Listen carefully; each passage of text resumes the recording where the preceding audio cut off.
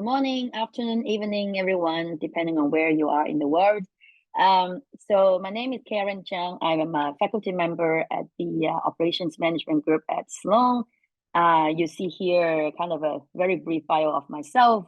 I grew up in China, and I did my undergrad and master's degrees in Tsinghua University, which I always joke is the MIT in China. And then I came to the US and did my PhD at Stanford University in management science and engineering. Then after that, I was fortunate enough to join the faculty of Sloan, and I've been here since 2011. So my research is broadly related to sustainability issues in global supply chains. And in the past decade, in particular, I have focused in particular on food and global and food and agriculture systems globally. And really the overarching goal of my research in this area is how we can think about innovating these systems with technology, incentive design, as well as behavioral interventions to promote both environmental and social sustainability. And I think that, it goes without saying why food and agricultural systems are important to us, because food is such a fundamental need for all of us. But just to, illustrate that importance and highlight that importance with some numbers here, the global demand for safe and nutritious food is ever growing. And this is also coupled with the challenge that in at least some parts of the world, productivity it has been declining because of climate challenges. The food system is related to two of the most pressing challenges in the world. One is hunger, and the other is poverty. And this is especially true when we think about a large portion of this system intersect with developing nations, where a lot of the smallholder producers are the main producers of food. Now, of course, the food system has a huge impact on environmental sustainability. It occupies a significant portion of our land and uses a significant part of the water globally, and also contribute substantially to greenhouse gas emissions. Finally, there's also significant public health relation between the food system and public health, in the sense that a large portion of population actually suffer from food contamination and pathogens, etc., in the food system. So to give you an overview, this is kind of the overarching goal of my research. Again, focusing on the global ag food systems, how we can use technologies, incentives, as well as behavioral interventions to improve the efficiency of the systems, the sustainability, as well as the social welfare of the systems.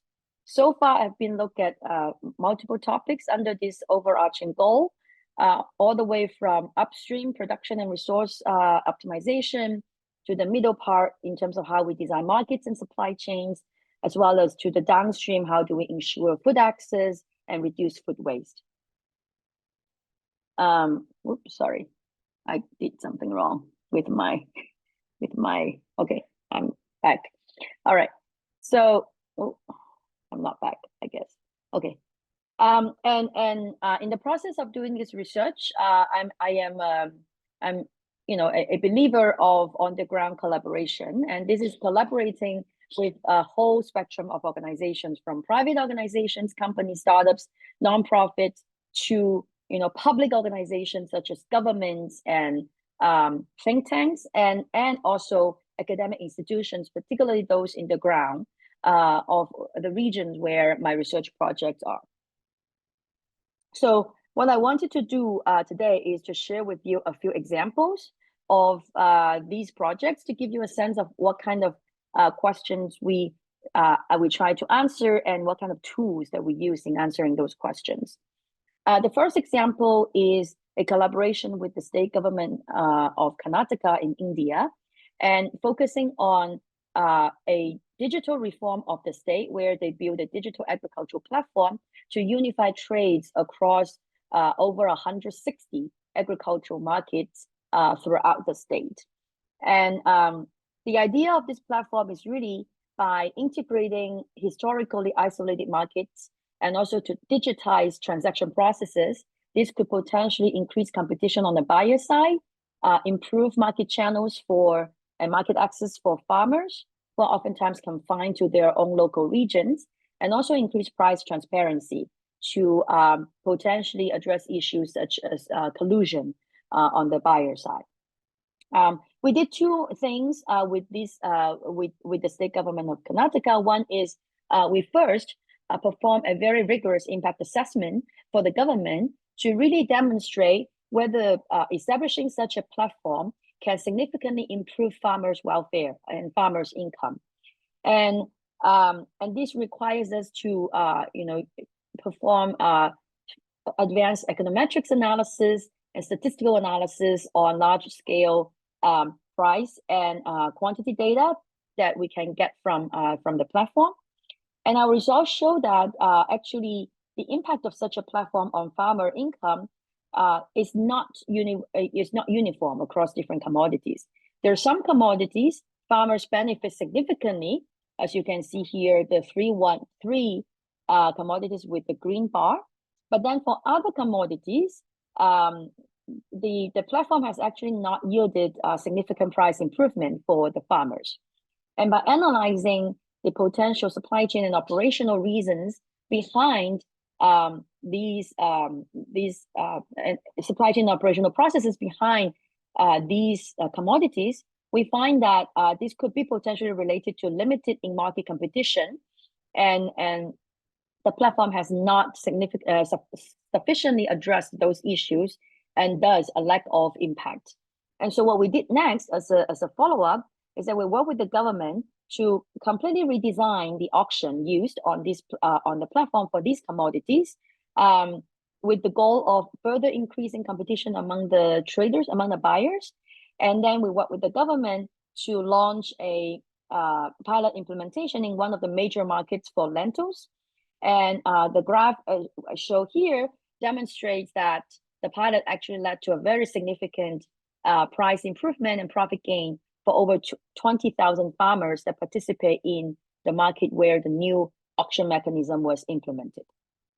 So this is one of the earlier examples that we look at basically how platform design and price and the price discovery processes on this platform can be designed to increase the impact of such a platform. As a next example, this is a current ongoing project in Indonesia, and this is in collaboration with a private company, PAM, which is a platform company, as well as a local academic institution, IPB University, specialized in agricultural technologies. And the idea of this project is to design incentives to promote sustainable practice adoption by smallholders. So far, many of these projects for promoting sustainable practices by smallholder farmers are only confined within a very small scale pilots and regional pilots and short-term pilots with transient benefits. And so there's the question of how can we design incentives to enable scalable, long-term, and consistent adoption of these practices. And so what we did is that we started by interacting with the relevant stakeholders to understand, what are some of the challenges that they face and that prevent these practices from being consistently adopted. And based on that insight, we developed a model to compare two mainstream incentive design, which is termed offsetting and insetting incentives. The high level result from the model is such that insetting incentive is a less popular incentive that's only starting to emerge in practice. However, our analysis shows that it can actually help to balance trade-off between productivity and sustainability adoption much better compared to the more mainstream offsetting incentive. And as a result, it can be more cost effective to ensure long-term adoption of sustainable practices by smallholders. And given this modeling insight, then we go to the field. We actually develop a simulation experiment and recruited over 200 farmers to participate in this experiment to observe their decisions when they are exposed to these two different kinds of incentives. And you can see here some pictures of us in the field interacting with Indonesian oil palm farmers, as well as the interface of the simulation game that the farmers make decisions in. And the results suggest that it's consistent with our modeling prediction, where the insetting incentive essentially can promote more consistent compliance than the offsetting incentive. We are currently actually discussing with a number of corporates to design potential field randomized control trials to really evaluate the impact of these two incentives in actual farming decisions. So very quickly, one last example that I wanted to share is another project that we recently worked on, and this focused on Ghana, a sub-Saharan country. And in this project, we look at the problem of food waste as well as food security. Essentially, the idea is that there's a large amount of food being wasted in the production process of food supply chains, and yet at the same time, we know that food insecurity and hunger are major issues in these developing countries. So the overarching goal is how we can design low-cost, scalable behavioral interventions to reduce food waste in the production processes, and in particular, we focus on restaurant kitchens. This project is we are in collaboration with a number of academic partners, as well as the local Ghana Tourism Authority, to basically design different kinds of intervention messages that either highlight public interest or private interest. So public interest will be related to saying, if we can reduce food waste, then the reduced food waste could be used to feed more people. The private interest intervention is more related to how reducing food waste can induce cost savings by the restaurants, and as a result, more sustainable employment by the workers in the kitchen. We collaborate with our local partners to engage 71 restaurants and run a few randomized control trial across these restaurants over 3 weeks. And this is a map of all the restaurants that were engaged in the experiment.